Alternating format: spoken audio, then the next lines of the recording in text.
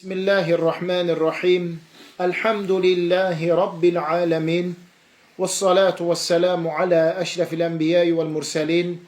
Nebiyyina Muhammedin ve ala alihi ve ashabihi ecma'in. Rabbi şrahli sadri ve yessirli emri. Vahlul ugdeten min lisani yefkahu kavli. Allahümme allimna ma yenfa'una. Venfa'na bima allamtana ve zidna ilmen. وأصلح لنا شأننا كله ولا تكلنا إلى أنفسنا طرفة عين. Əziz, qiymətli qardaşlar, hörmətli cəmaat, aləmlərin Rəbbi olan Allaha sonsuz həmd sənalar olsun. Onun sonuncu Peyğəmbəri Muhammed sallallahu aleyhi və səlləmə, onun ailəsinə, səhabələrinə, əhl-i beytinə və qiyamət gününədək onlara gözəl şəkildə tabi olanlara Allahın salavatı, salamı, xeyir duası və bərəkəti olsun. Həmd olsun uca Allaha, Allah Teala bizləri xeyir məclisində yenidən cəm edib topladı. Həqiqətən də insanın ömrünü gözəl, yaxşı, salih əməllərə həsr etməsi, Allahın sevdiyi, razı qaldığı işlər görməsi, elm öyrənib, elm məclislərində iştirak etməsi Allah yanında mükafatı, savabı olduqca böyük ibadətdir, böyük əməldir. Allah Teala yaxşı işə, xeyir əmələ ancaq haqqında xeyir istədiyi şəxsi müvəffəq edir, onun üçün asanlaşdırır. Rasul sallallahu aleyhi və səlləm buyurur, Mən yuridillahu bihi xayran yufəqqihhu fiddin. Allah Teala kimin üçün xeyir istəyərsə, ona dini başa düşüb dərk etmə qabiliyyəti verir. Allah Resulü sallallahu aleyhi və səlləm buyurur ki, mümin cənnətə daxil olana qədər xeyir işlər görməkdən dayanmaz. Əsl müminin, kamil müsəlmanın xüsusiyyətidir ki, xeyir işlər görməkdən dayanmır. Bir əməli edib qutarır, fasilə vermədən keçir o biri əmələ. O biri əməli qutarır, fasilə vermədən keçir bu biri əmələ. Ta ki, ayağını cənnətə qoyub ora daxil olana qədər xeyir işlər görməkdən dayanmır. Allah Resulü Muhammed sallallahu aleyhi və səlləm buyurur ki, mümin o kəsdir ki, Allah Teala onu işlədir. Səhabələr deyir, ya Resulallah, Allahın bəndəsini işlətməsi nə deməkdir? Allah Resulü Muhammed sallallahu aleyhi və səlləm deyir, yəni onu xeyir, yaxşı əmələ istiqamətləndirir, həmin əməli edən zaman onun canını alır. Onu işlədir. Yaxşı, salih əməlləri ona etdirir. Ona müvəffəq edir. Onun üçün asan olur. O əməli edən zaman onun canını alır. Həqiqətən kim necə yaşayırsa, bu dünyadan da o şəkildə köçüb gedir. Yaxşı əməl eləyən, salih işlər görən, Allaha ibadət cahitsində olan ömür gözəl sonluqla bu dünyadan köçür. Yaxşı sonluqla. Rəbbinin huzuruna yaxşı çıxır. Amma Allah qorusun, günahkar həyat yaşayan, asi ömür sürən bir insan Allahın huzuruna əlbəttə ki, yaxşı bir halla çıxmayacaqdır. Dəyərli cəmaat, içərisində olduğumuz məclis, Allahdan istəyirik ki, bu məclisi xeyir məclislərindən, elm məclislərindən yazsın, olduqca əzəmətli, böyük bir məclisdir. İlk öncə müsəlmanların, möminlərin Allah üçün bir yerə toplaşıb, cəm olub qardaş olması vardır. Allah Teala Qur'an-ı Kərimdə buyurur, وَاعْتَصِمُوا بِحَبِلِ اللّٰهِ جَمِيعًا وَلَا تَفَرَّقُوا. Allahın dinindən, onun ipindən hamılıqla, cəmaat şəklində möhkəm yapışın, firqələrə, qruplara bölünüb parçalanmayın. Rasul sallallahu aleyhi və səlləm buyurur ki, müminlər Allah üçün bir yerə toplaşıb, Allah üçün ayrılan zaman Allah Teala onlara qiyamət günü kölgə hazırlamış, onları o kölgədə kölgələndirəcəkdir. O kölgə də digər kölgələr kimi deyil, Allahın kölgəsi deyə adlanır. Məhz Allah üçün bir yerə toplaşıb, cəm olub, Allahı zikr edib, xatırlayan, sonra Allah üçün sağollaşıb ayrılan cəmaata o mükafat, o əzəmətli savab vardır. Kim elm öyrənmək üçün gəlirsə, Allah ona cənnətə gedən yolları asanlaşdırır. Elm öyrənmək üçün gələn şəxsin ayağının altına mələklər qanadların razılıq əlaməti olaraq sərirlər. Bu elmin məclisləri mələklərin gəlib oturub iştirak etdikləri, qanadları ilə düz səmaya qədər əhatəyə aldıqları məclislərdir.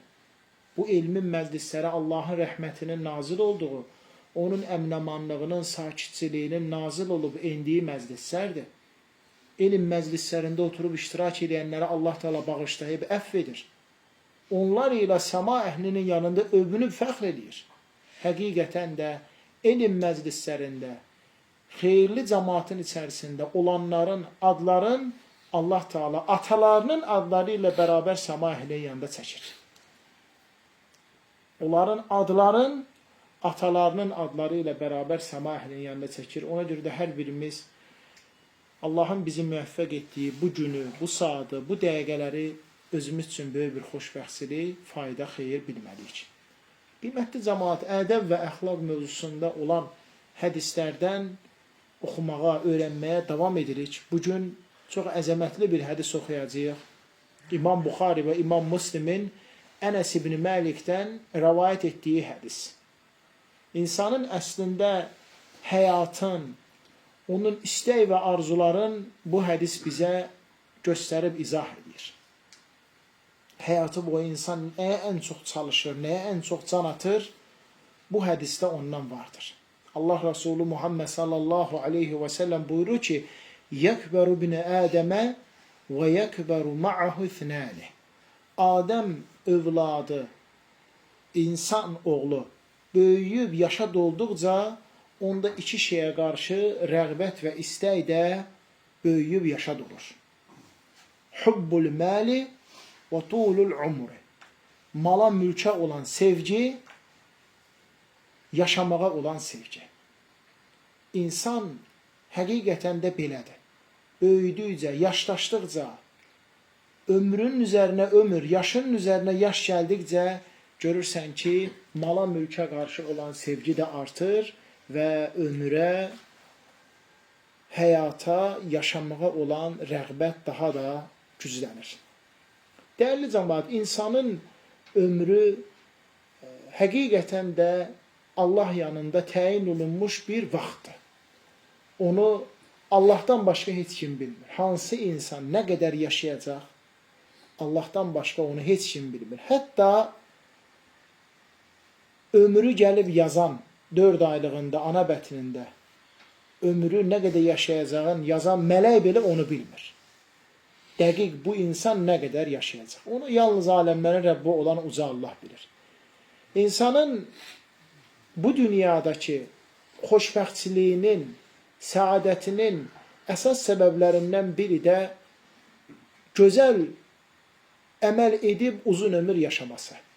Uzun ömür yaşayıb gözəl əməl etməsi. Həqiqətən də Allah yanında ən üstün insan ömrü uzun olub əməli gözəl olan şəxsdir. Ömrü uzundur, əməlləri də gözəl. Lakin onun bədbəxtçiliyinin əlaməti isə ömrü uzundur, lakin əməlləri pisdir. Yaşa dolduqca əməlləri azalır, zəifləyir.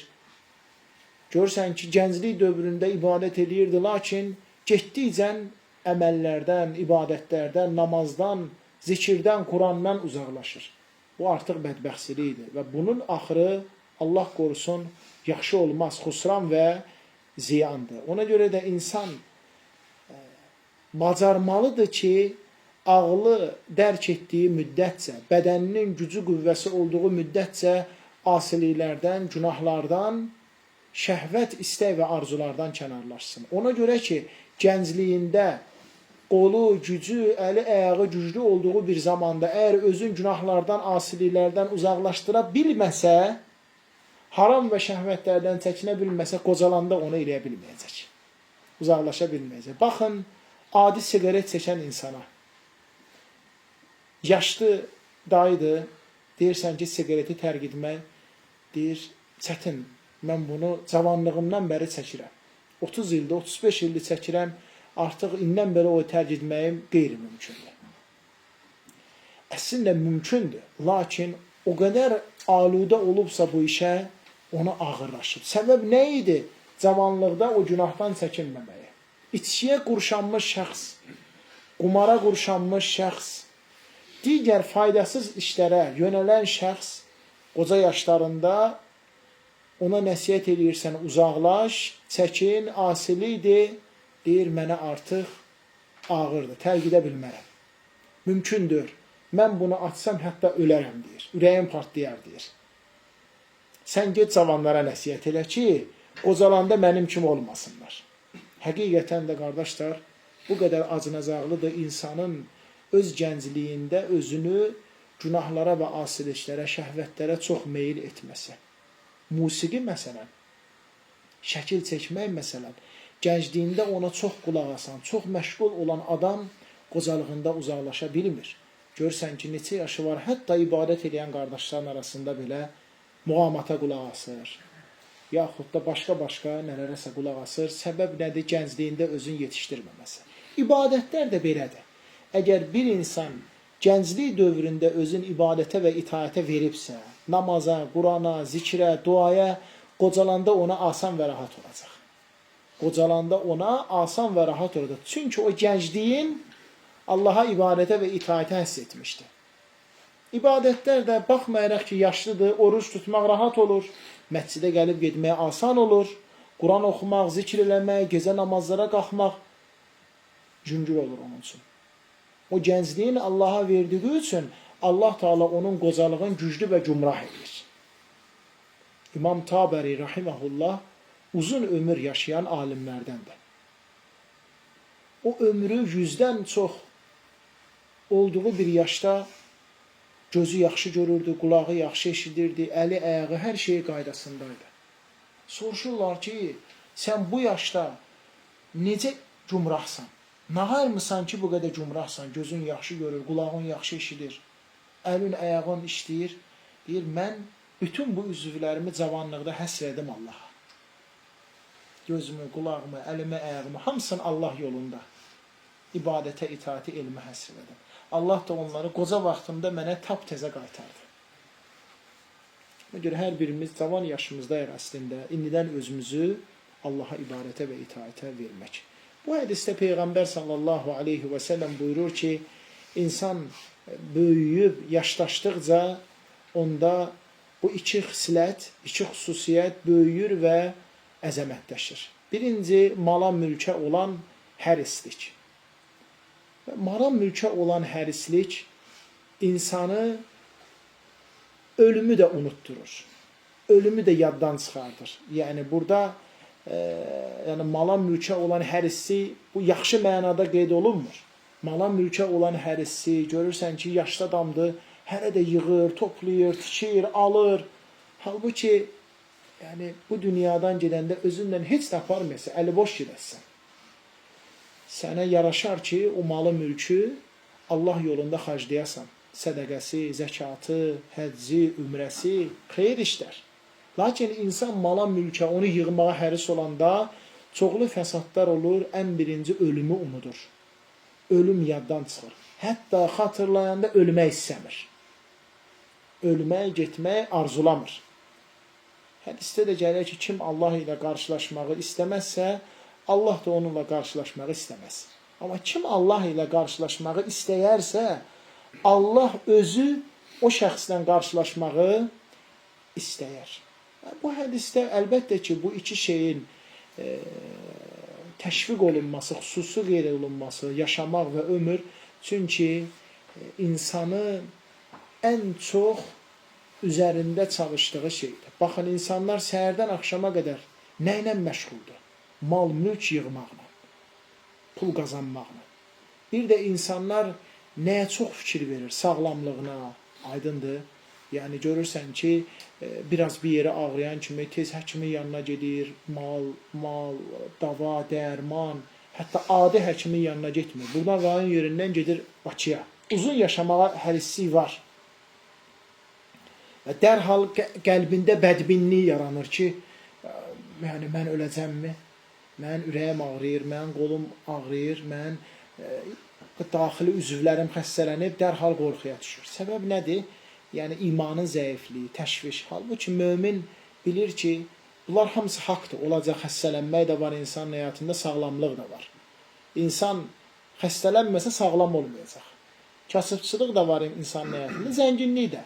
Sən zəngin olmamışdan qabaq gərək kasıb olasan axı. Gərək kasıblığın ardınca çətinliyin ardınca asanlıq gəlir. Kasıblığın ardınca zənginlik gəlir. Və Peyğəmbər sallallahu aleyhi və səlləmin burada tənbih etməsi, mala mülkə olan hərisli, uzun ömür yaşamağa olan hərisli, yəni insanların bunlara çox aldanması. Necə ki Allah Subhanahu taala buyurur, dünya həyatı sizə aldatdı. Yaxud da dünya həyatı sizi aldatmasın. Dünya həyatı insanı aldadanda görürsən ki, özünü yetişdirməyə, öz nəfsi ilə mübarizə aparmağa zəif olur. Peyğəmbər sallallahu aleyhi və səlləm gəlir sahabələrinin yanından keçəndə görürlər ki, evin ikinci mərtəbəsini qaldırırlar. Bir mərtəbəsi azdır, ikinci mərtəbəsini qaldırırlar. Sahabələrinə sual verir, nə işlə məşğulsuz? Onlar deyirlər ki, ya Rasulallah, evin yanı biraz hündürləşdiririk, genişləndiririk. Peyğəmbər sallallahu aleyhi və səlləm deyir ki, mən düşünürəm, axirət bundan daha yaxındır. Axirətin gəlişi bundan daha yaxındır. Yəni, nə ehtiyac var? Allaha şükür var bir mərtəbə, yaşa, ye, iç, buna tikməyə ayıracağın vaxtı ibadətə ayır. Xeyir əməllərə ayır. Onsuz da nə qədər yaşayırsan, yaşa, bir gün öləcəksən. Nə qədər tikirsən, nə qədər düzəldirsən, bir gün onlardan ayrılacaqsın. Yəni, ona həsr etdiyin ömrü həsr elə Allaha ibadət və itaətə. Görürsən ki, dünya insanın başını çox qatır. Hətta insanlar yaxşı şeyləri arzulayanda, dünya ilə arzuladıqda ona çata bilmirlər. Əvvəlində dünya arzuladıqda yaxşı əmələ çata bilmirlər. Məsələn, insan deyir ki, maşınım olsun, məscidə gedəcəm. Geniş evim olsun, cəmaatı çağırıb orada xeyir məclisləri keçirəcəm, elm məclisləri eləyəcəm, çata bilmir. Sən məscidə getcən, Allah sənə maşın qismət edəcək. Sən xeyir məclisləri, elm məclisləri təşkil etməyə başla, Allah sənə geniş ev qismət edəcək. Yaxşı əməlin ardınca gəlir bütün bunlar. Amma sən dünyanı istəsən, maşın olacaq, amma gedə bilməyəsən, ağırlığa gələcək. Geniş ev olacaq, amma çata bil. Nə qədər elə insanlar, qardaşlar tanıyır, belə deyirlər. Təməlində belə niyyət var idi, lakin çata bilmədi. Ona görə Peyğəmbər sallallahu aleyhi və səlləm deyir ki, əməllər niyyətlərə görədir, hər insana da niyyətinin qarşılığı verirlər. Kimin hicrəti, ibadəti Allaha və Rasulunadırsa, onun əməlinin, hicrətinin mükafatı Allaha və Rasuluna olan hicrət mükafatıdır. Amma kimin də niyyəti dünyadırsa, dünyalıq bir məqsəd əldə etməkdirsə, ona da elə o niyyətinin qarşılığı verilər. Hətta o vaxtı bir nəfər kişi Məkkədən Mədinəyə gedəndə Ummu Qeys adında bir qadınla evlənmək üçün gedirdi. Hamı gedirdi, məsələn, Mədinədə İslamı rahat yaşasın, dini öyrənsin, ibadət, itaət rahat olsun. O Ummu Qeyslə evlənməyə gedirdi. Ona deyirlər ki, muhaciru Ummu Qeys. Ummu Qeys üçün hicrət eləyən qadın idi, onunla evlənməz. Niyyəti düzəltmək, Allah üçün olanda, ixlas da olanda Allah Teala da o işi sənə asan və rahat eləyir. Həm də ki, dünya belədir ki, hər gələndə özü ilə bəla, müsibət, fəlakət gətirir. Yəni, heç vaxt insana dünya, zənginlik, xoşbəxtlik ya gətirmir, ya da çox az insan ona müvəffəq olur. Peyğəmbər sallallahu aleyhi və səlləm deyir ki, vallahi, mən sizin kasıb olacağınızdan narahat deyiləm. Mən narahatam ki, dünya sizin əvvəlkilərin önünə sərildiyi kimi sizin də önünüzə sərilsin. Onlar bir-birləri ilə yarışı vuruşduqları kimi siz də bir-birinə yarışı vuruşasınız. Hamı görsən, bəhsə bəhsdir. O maşın alır, deyir, qoy mən də alım. O bu işi qurur, deyir, mən də bu işdən bir dənə edeyim. O evi tikir, mən də. Hamı bir-birinə baxır dünyalıq üçün. Çox xoşa gəlməz bir rəqabət və yaranır. Hədisdə faydalardan həmsinin dünyanı sevməyin və demək, ölümü bəyənməmək həm cavanlarda, həm də yaşlılarda xoşa gəlməyən bir haldır. Əlbət cavan da, yəni görürsən ki, dünyanı çox sevir, dünyaya bağlanır, həmçinin ölməyi istəmir, ölüm haqqında düşünmür. Yəni biz heç kəs demirik, ölüm haqqında ölmək istə və ya da ölmək istəmə yox, ona hazırlıq gör.